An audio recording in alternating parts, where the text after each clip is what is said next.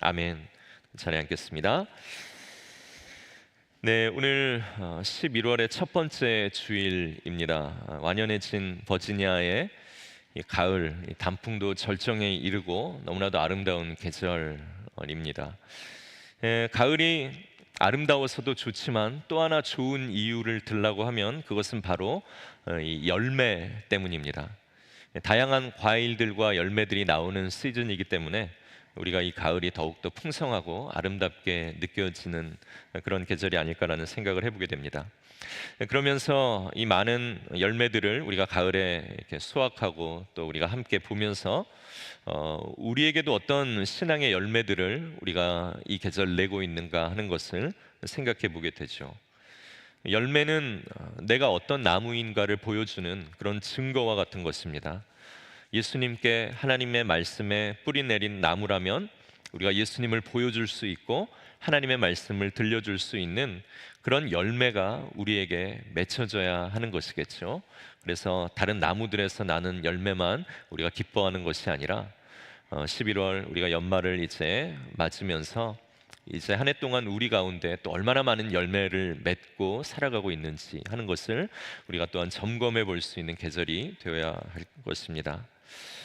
그리고 열매는 나무 자기가 먹는 것이 아니죠. 뭐 사과 열었다고 지가 사과 먹고 막 이런 거 아니듯이 나무가 열매를 맺었지만 그 열매는 다른 사람이 먹고 기뻐하는 것입니다. 마찬가지로 내가 신앙을 통하여 열매를 맺었지만 내 신앙의 열매는 결국 나와 함께 살아가는 사람들이 먹고 혜택을 먹고 기뻐해야 한다라는 것이죠. 그래서 내가 예수님을 믿기 때문에 그 혜택을 다른 사람들이 누리고 나의 열매를 가지고 그들이 기뻐할 수 있는 이런 모습을 통해서 하나님의 나라가 이 땅 가운데 넓어지게 되는 것, 이것이 하나님 나라가 펼쳐지는 원칙이 되는 것입니다. 그래서 우리는 복을 받는 것보다 더 좋은 것이 뭡니까? 복이 두 개 받는 거요? 복이 되는 것이죠. 그래서 우리 교회는 너는 복을 받아라가 아니라 너는 복이 될지라 라는 말씀을 가지고 복이 되어서 풍성한 계절을 이 땅 가운데 이루고 살아가는 그런 교회, 또 그러한 또 성도들 되기를 우리가 소망하고 있습니다. 특별히 우리 교회는 올해 20여 분의 서리 집사가 새로 세워지게 됐습니다. 그리고 부서 조직을 보면 또 새로운 얼굴들이 또 부장 집사님이 되고 또 팀장님이 되며 또 교회를 방문하신 분들이 새 가족으로 등록을 하고 또 교회에 잘 또 정착하시는 분들이 계십니다. 모두가 또 하나님께서 우리 교회 가운데 맺게 하신 또 풍성한 열매들이라 너무나도 감사한 일이 되는 것이죠. 그래서 우리 교회가 앞으로 이런 하나님의 은혜를 통하여서 계속적으로 열매 맺고 그 열매로 기뻐할 수 있는 그런 우리 교회가 되기를 간절히 소망합니다. 네, 그리고 마지막으로 한 가지, 교회의 또 가장 큰 열매는 이 세례받고 침례받는 것입니다. 우리 교회가 살아있고 여전히 하나님의 말씀이 능력이 있어서 누군가를 변화시켜 천국 백성 되게 한다라는 이 증거는 오늘 침례와 세례에 있는 것이죠. 그래서 오늘 같이 신앙생활하는 믿음의 가족들인 우리 모두에게 내가 이제 하나님의 백성 되었습니다, 내가 예수님의 제자가 되기로 내가 결단하며 오늘 첫 발을 내딛습니다. 내가 걸어가다가 넘어지거나 내 믿음이 좌절을 만나서 내가 세상으로 다시 돌아가려 할 때에 나를 좀 도와주시고 나를 붙잡아 주십시오 하는 이러한 도움을 요청하고 자기 신앙을 고백하는 것이 침례입니다. 그래서 침례는 예수님의 제자가 되는 첫 번째 단계인 것이죠. 그래서 여러분들께서 혹시 침례를 받으셔야 하는 분들 중에 주저하는 분들이 계시다면 여러분들 신앙을 고백하시고 구원받은 하나님의 백성, 예수님의 제자가 된 것을 이렇게 기쁘게 나누실 수 있는 그런 침례가 여러분들도 침례를 받으실 수 있기를 바랍니다. 자, 오늘 말씀, 이 제자에 대한 말씀입니다. 이미 우리가 이전 주에 살펴본 말씀인데요, 오늘 이 말씀 함께 나누고 이 말씀 뒷부분에 있는 마가복음 3장의 나머지 말씀들까지 함께 우리가 살펴보려고 합니다. 우리가 지지난주에 예수님의 제자들을 부르신 이유를 성경에 나와 있는 세 가지를 여러분들과 함께 나누었습니다. 첫 번째 뭘까요? 예수님이 제자를 부르신 첫 번째 이유, 그렇죠. 침묵 가운데에서 예수님께서 부르신 거죠. 함께 있게 하시려고. 왜 함께 있게 합니까? 예수님 보여주고 그분을 더 잘 이렇게 가르쳐 주시기 위하여서 제자를 불러 자기와 함께 있게 하시려고 제자를 부르셨습니다. 두 번째, 왜 제자를 부르셨습니까? 보내서 함께 있게 하면서 그들을 가르치신 후에 그들을 보내 전도하게 하시려고 제자를 부르셨다라고 성경에 나옵니다. 그리고 세 번째는 제자를 보내 전도하게 하여야 하는데 그 전도하기 위하여 필요한 권위와 능력을 예수님께서 주시려고 제자를 부르셨다라고 성경에 나옵니다. 그래서 이것이 당시 예수님께서 제자를 부르신 이유였고, 또한 이것이 동일하게 이 시대 우리를 예수님의 제자로 우리를 부르신 이유라는 것입니다. 그냥 주일날 앉아서 말씀 듣고 돌아가서 일주일 동안 뭐 살고 그리고 또 이렇게 습관적으로 오는 그러한 우리의 모습을 원하신 것이 아니라 오늘 이곳에 와서 예수님과 함께 있으면서 그분을 배우고 또 우리를 보내서 6일 동안 살게 하신 그 삶의 현장에서 예수님을 보여주며 전도하게 하시고 그 전도에 필요한 기쁨과 힘과 우리의 삶의 변화를 겪게 하시는 그 권능과 힘을 주시려고 오늘 이 시대 우리를 제자로 부르셨다는 것입니다. 그래서 우리를 불러 제자 삼으시고 우리를 파송하셔서 우리가 살아가는 그곳에서 하나님의 나라를 이루어가게 하시는 것, 그것이 오늘 우리를 부르신 예수님의 목적이라는 것이죠.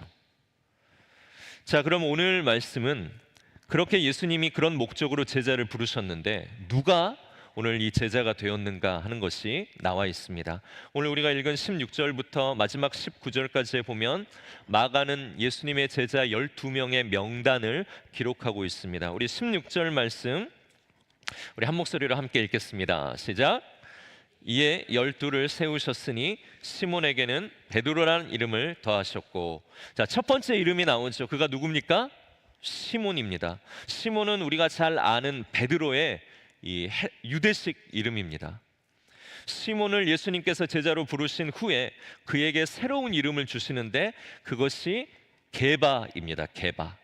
근데 이 게바는 당시 공용어였던 아람어였습니다. 그런데 이 아람어인 게바라는 뜻이 반석이라는 뜻입니다. 그런데 이 게바라는 것을 이 헬라어를 쓰던 로마인들은 알아듣지를 못하기 때문에 이것을 헬라어로 한 번 더 번역한 것이 바로 베드로입니다. 그래서 베드로를 시몬이라고도 부르고 게바라고도 부르고 시몬 베드로라고도 부르고 베드로라고도 부르죠. 그렇지만 모두가 동일한 한 사람이라는 것입니다.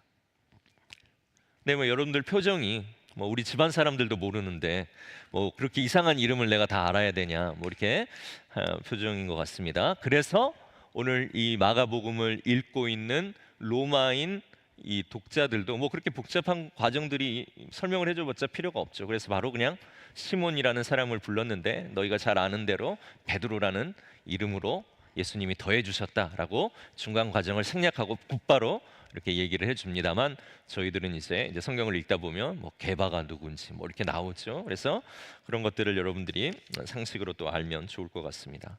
자, 이래서 시몬이라는 이 베드로를 부르셨습니다. 그리고 또 누구를 부르셨습니까? 17절에 보니 세베대의 아들 야고보와 야고보의 형제 요한을 부르십니다. 그리고 18절에 보면 이제 쭉 이름들이 열거되어 있죠. 안드레와 빌립, 바돌로메와 마테, 도마와 알페오의 아들 야고보와 및 다데오와 가나나인 시몬. 예수님의 12제자 명단을 기록하는 것은 매우 중요합니다. 왜냐하면 이렇게 12명의 이름을 정확하게 성경에 남겨야 나중에 뭐 나도 예수님의 제자였는데 하고 나오는 엉뚱한 사람들을 이렇게 막을 수가 있겠죠. 그리고 또 분명히 예수님이 이렇게 제자들을 부르셔서 이런 사람들을 세우셨다라고 우리가 기록을 했을 때 아, 예수님의 사건이 진짜였구나, 성경에 나오는 모든 예수님의 사건들이 진실되구나 하는 것을 증명해 줄 수 있는 것이기 때문에 오늘 마가는 이 예수님의 12제자의 명단을 기록하고 있습니다. 그런데 그런 사실 확인보다 더 깊은 의미를 오늘 우리가 이 예수님의 제자들의 명단 가운데서 발견하게 되는데요.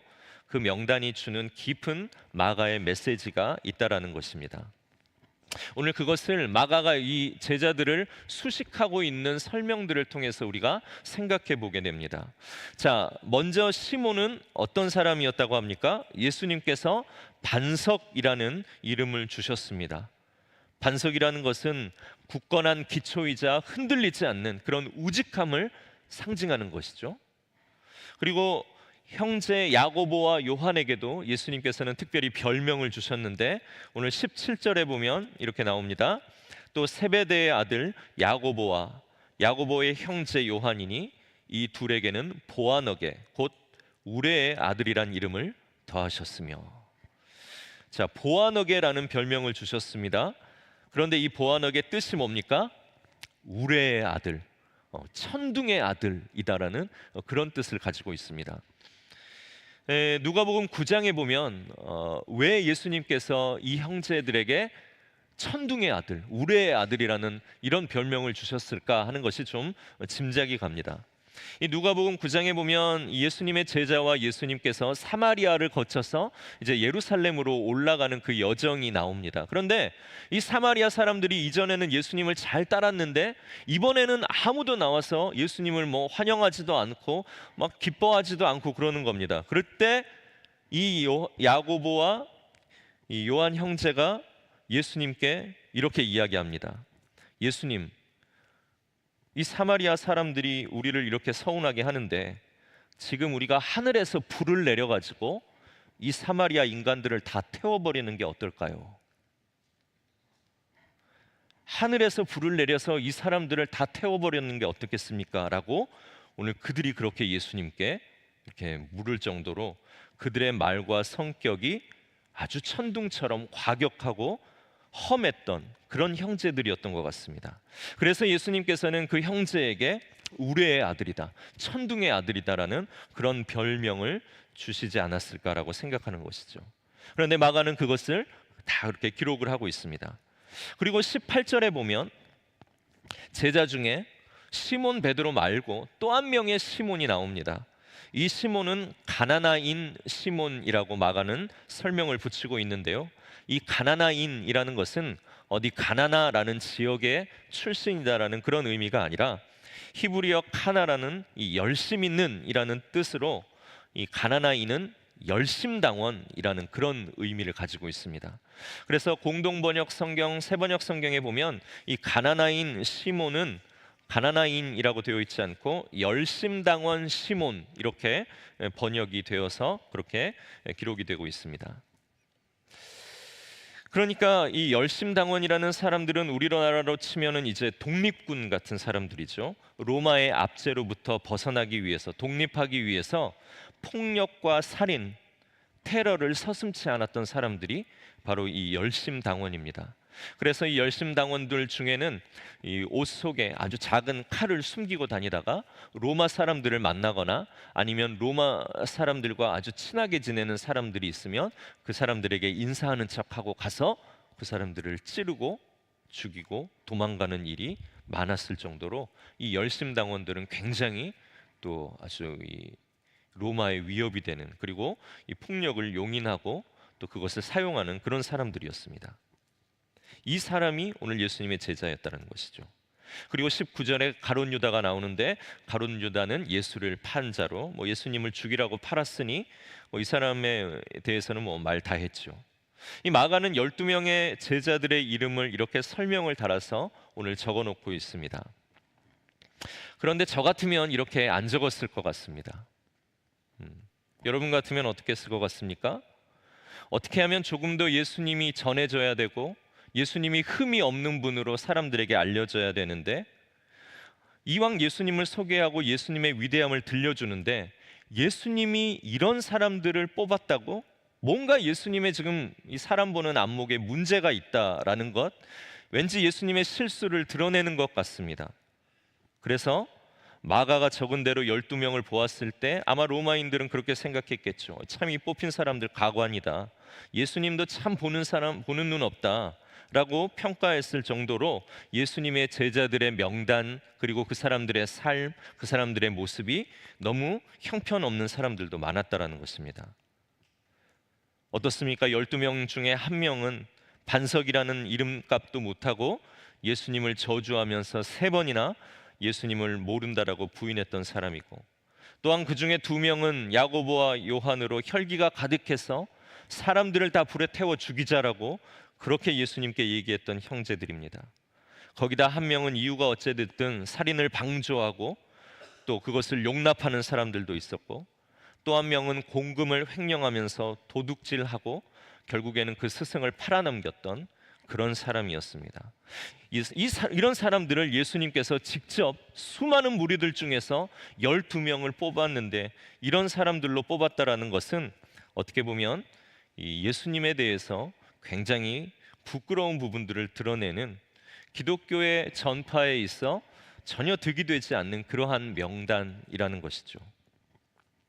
그래서 이 명단은 굉장히 초라한 명단입니다. 이런 사람들이 예수님의 제자였고 예수님이 이러한 사람들을 뽑았다라는 것은 예수님의 명성에, 그리고 기독교 전파에 오히려 저해가 될 만한 그러한 이름들이죠. 그러나 오늘 거기에 내 이름을 넣어보면 그 이야기가 달라집니다. 오늘 그 명단에 내 이름을 넣어보면 그제야 이 명단이 얼마나 은혜가 있는 명단인가를 오늘 우리가 알게 된다는 것이죠.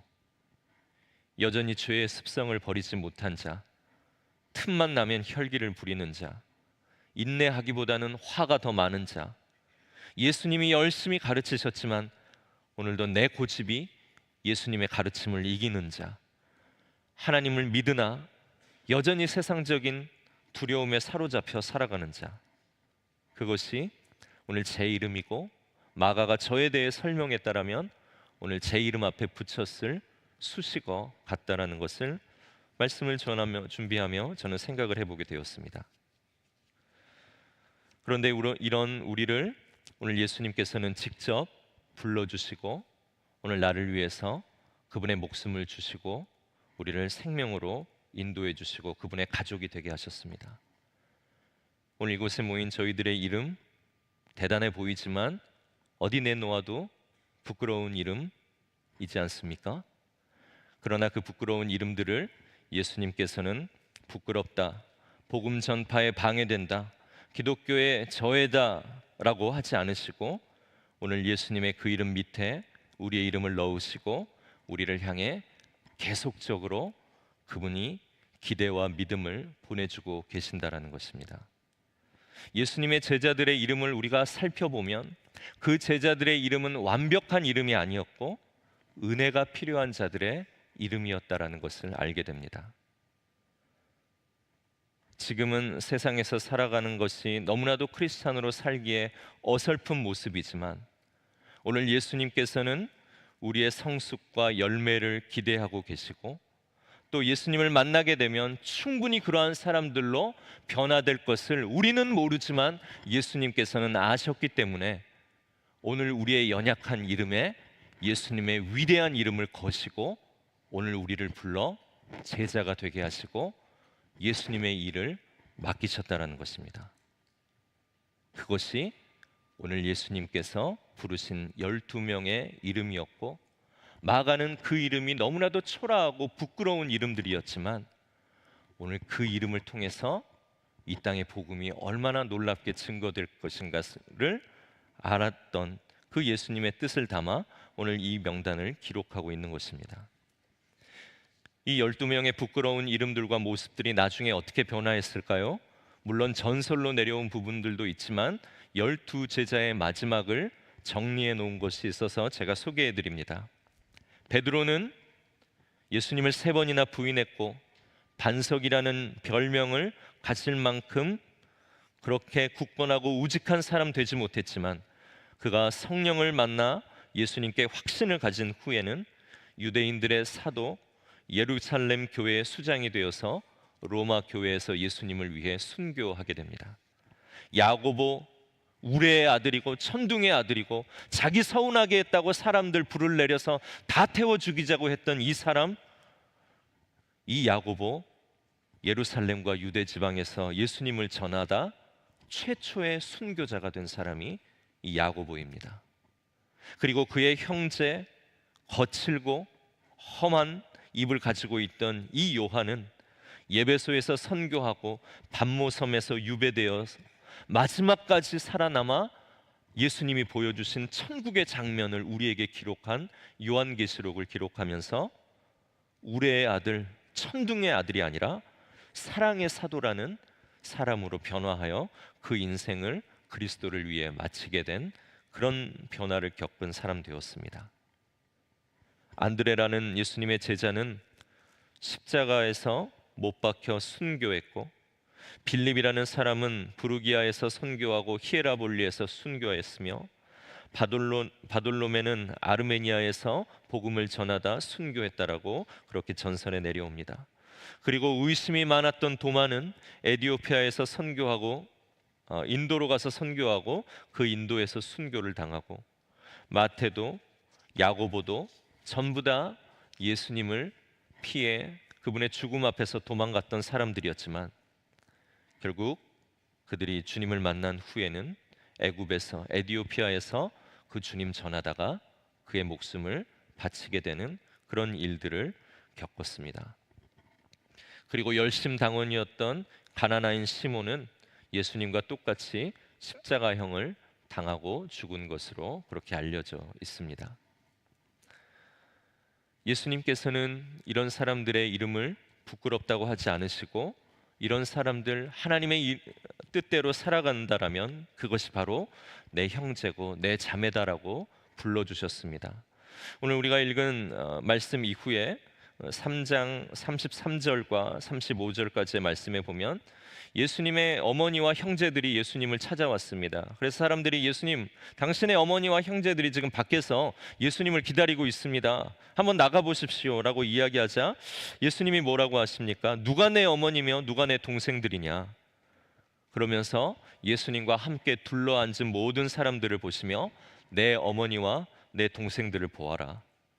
누구든지 하나님의 뜻대로 행하는 자가 내 형제고 내 자매고 내 어머니다 라고 말씀하시면서 오늘 하나님의 뜻대로 행하는 그 모든 자, 그들이 바로 흠이 많고 성공하지 못했고 남들이 알아주지 못하는 그런 이방인들이며 로마인들일지라도 오늘 하나님의 뜻을 행하며 살아가기에 그들이 바로 내 가족이다라고 말씀하시며 예수님은 그들 모두를 안아주시고 예수님의 가족의 명단, 예수님의 제자의 이름에 그 모든 사람들의 이름을 올려주시는 것, 이것이 바로 오늘 우리가 또한 누리고 있는 은혜인 줄로 믿습니다. 그래서 내가 예수님의 제자의 명단에 올랐다라는 것, 나같이 흠이 많고 부족하며 예수님을 여전히 따르지만 예수님을 드러내기에 너무나도 부족한 모습으로 살아가는 나이지만 오늘 예수님께서 나를 제자의 명단에 올려주시고 나를 향해 계속적인 기대와 신뢰를 보내주신다라는 것은 너무나도 큰 은혜이고 감사의 조건입니다. 그런데 이 은혜의 분위기를 확 깨는 한 가지 사실이 있습니다. 그것은 무엇이냐면 부족한 나를 부른 것은 이해가 가는데 내 옆에 앉은 저 사람을 부르는 것은 이해가 안 된다라는 것입니다. 나는 예수님의 제자로 불러주시고 큰 은혜인데 내 옆에 앉은 사람, 저 사람이 부름을 받았다라고 보기에는 이건 아니지 않나라는 생각이 든다라는 것이죠. 그래서 저 사람도 이러면서 이건 예수님의 분명한 실수다라고 하며 오늘 우리는 교회 안에서도 나는 은혜이지만 저 사람이 우리 교회 안에 있는 것은 너무나도 큰 불편이다라고 생각하며 예수님이 부르신 그 목적, 그 예수님이 일으키실 일들에 대한 기대함을 하지 못하는 그러한 경우들이 생기게 됩니다. 여러분, 그 존 버년의 천로 역정이라는 책을 아마 읽어보신 분들도 있으시고 아는 분들이 계실 겁니다. 성경 다음으로 많이 읽힌 책으로 알려져 있죠. 그곳에 보면 이 크리스찬이라는 주인공이 이 순례의 길을 걸어가면서 마지막 그 거룩한 성에 도착하기 할 때까지 얼마나 많은 역경과 유혹과 시험들을 이기며 그 마지막 거룩한 성에 도착하는가를 이 성경의 스토리를 통하여 재미있게 보여줍니다. 그러면서 그것을 읽으면서 이제 마지막 거룩한 성에 그 사람이 도착하려고 할 때 그때 자기 등에 지었던 그 무거운 인생의 짐이 자동으로 벗겨지고 그가 거룩한 성 안으로 들어가게 되는 이야기죠. 그런데 그가 걸어가는 그 길 가운데서 만났던 사람들이 나옵니다. 그런데 이제 그런 것들은 아주 그 크리스찬들을 넘어지게 하고 좌절하게 만드는 그런 성품들을 사람의 이름으로 이렇게 만들어서 성 이야기가 쭉 진행이 되는데, 그때 크리스찬이 길에서 만났던 사람들이 이런 사람들입니다. 고집쟁이, 허례, 위선, 겁쟁이, 불신, 경계, 신중, 바람둥이, 수다쟁이, 자포자기, 지식, 경계, 아첨쟁이, 무신론자. 그러니까 한 사람이 크리스찬이 되어서 하나님이 예비하신 그 영원한 천국, 그 구원의 길에 가기까지 그 한 사람이 걷는 일생 가운데서 위선적이고 겁쟁이 같고 불신하고 경계하고 아첨하고 절망하고 자포자기하고 경계하고 무신론자처럼 행하는 그러한 삶의 모습들이 보여질 수 있다는 것입니다. 그러나 한 사람이 예수 그리스도와 그분의 말씀을 통하여 또한 그 사람을 돕는 수많은 좋은 사람들을 통하여서 그 모든 유혹과 시험을 이기고 한 걸음 한 걸음 나아가 결국에는 구원을 얻어 그 거룩한 성으로 들어가는 것, 이것이 크리스찬의 삶이고 길이라는 것이죠.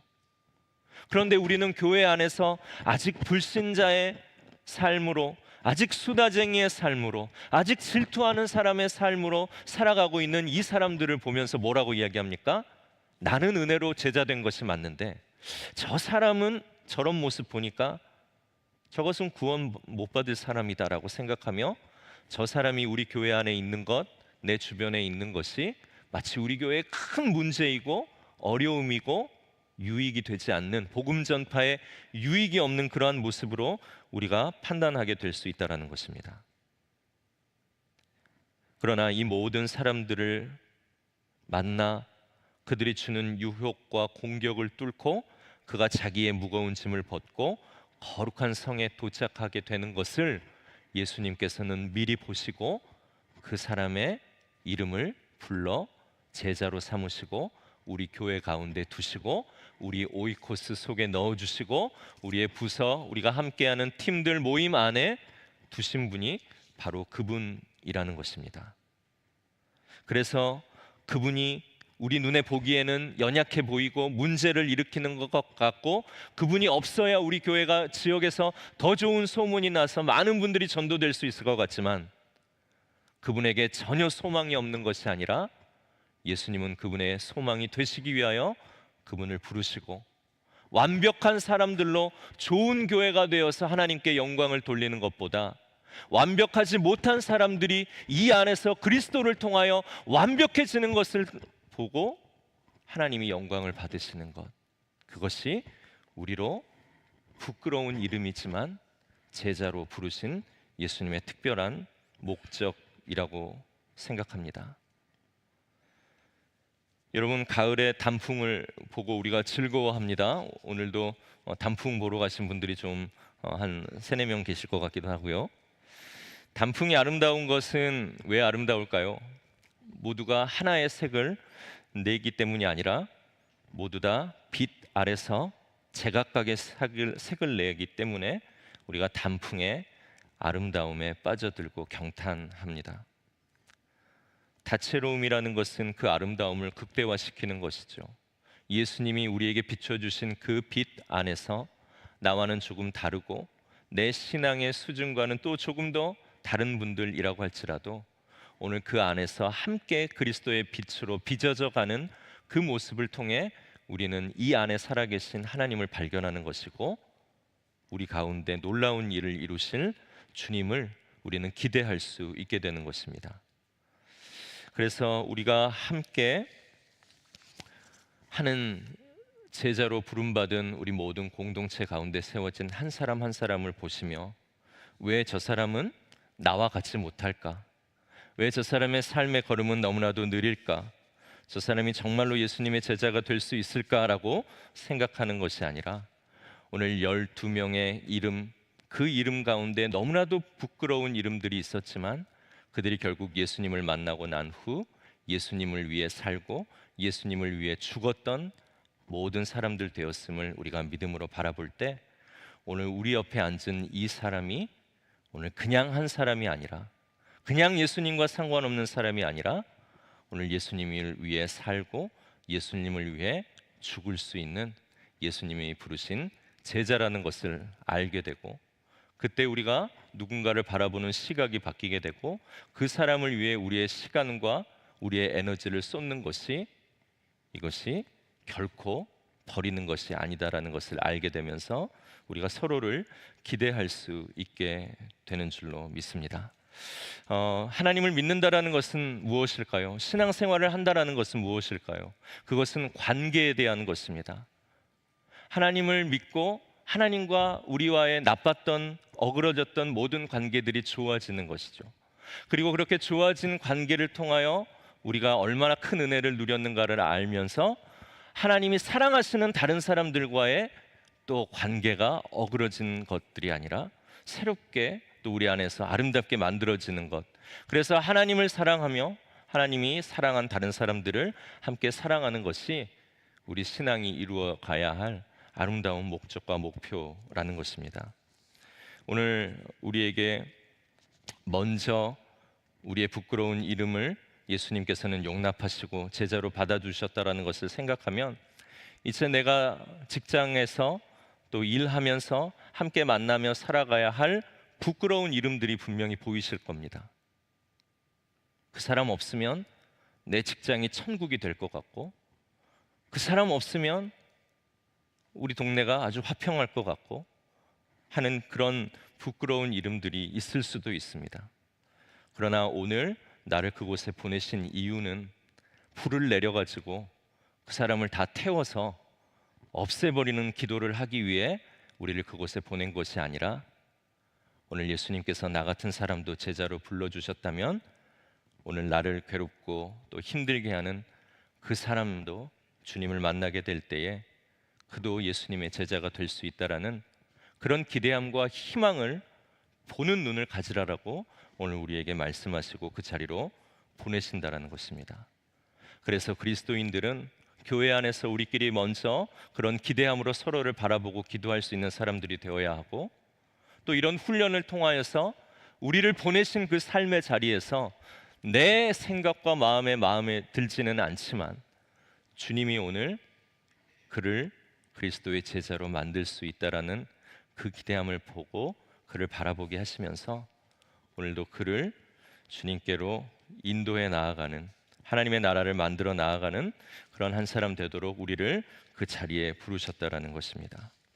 오늘 그 마음과 또 그러한 시선으로 우리가 함께 이 땅을 살아가는 사람들을 바라볼 줄 알고, 또 그 사람들에게 필요한 것이 예수 그리스도라는 것을 우리가 늘 마음에 품고 그를 위해 기도할 수 있는 한 사람 되기 위하여 오늘 우리를 복으로 불러 그 자리로 보내셨음을 우리가 이번 주에도 믿고, 이번 한 주 어떤 사람을 만나든지 그 사람을 위해서 기도하며 또 그 사람을 품을 수 있는 그런 예수님이 부르신 제자로서의 삶을, 그 은혜를 우리가 또한 보여주며 살아갈 수 있는 저희들 되기를 소망합니다.